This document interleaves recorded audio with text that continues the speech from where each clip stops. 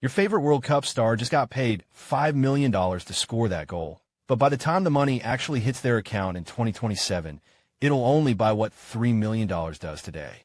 That's not a rounding error. That's the deferred payment trap, and almost nobody is talking about it. Here's how it works. FIFA and national federations don't just hand players a check after the tournament ends. The bonus structures are staggered, sometimes paid out over 2, 3, even 4 years. They call these arrangements performance trusts. Sounds prestigious. Sounds protective. It is neither. A performance trust holds your bonus in a managed account, governed by contract language most players never read closely, and their agents sometimes don't fully explain. The money sits there, and while it sits, inflation doesn't wait. Neither does currency depreciation, especially for players from Brazil, Nigeria, Argentina, or Cameroon, whose national currencies can lose double digits against the dollar in a single year.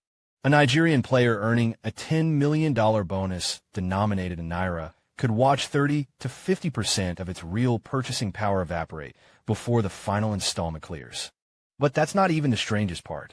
Some of these trusts are structured to reinvest the held funds into low-yield government bonds, locking in returns that don't even beat inflation. So the Federation is essentially borrowing from the player at below-market rates, using the player's own bonus money, while calling it a benefit. Now look at the contract language that makes this possible. Phrases like disbursement contingent on eligibility verification or payment subject to Federation fiscal calendar. These aren't protective clauses. They're delay mechanisms. Young players signing their first international deals see a number with a lot of zeros and stop reading. That is exactly what the structure counts on. A 22-year-old midfielder who signs a $10 million performance agreement for the 2026 World Cup cycle might receive the final payment in late 2027 or even 2028. At current inflation trajectories, that final tranche could have lost 40% of its real value. Think about that. He played the best soccer of his life. His country celebrated, and he quietly accepted a real wage cut while the press reported his headline number. The players who escaped this trap aren't necessarily more talented. They just have better advisors, financial attorneys who negotiate dollar-denominated payouts, index-linked adjustments, or front-loaded disbursement schedules. Neymar's camp has negotiated index-linked clauses for years.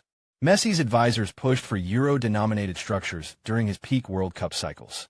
These aren't coincidences, they're financial literacy in action.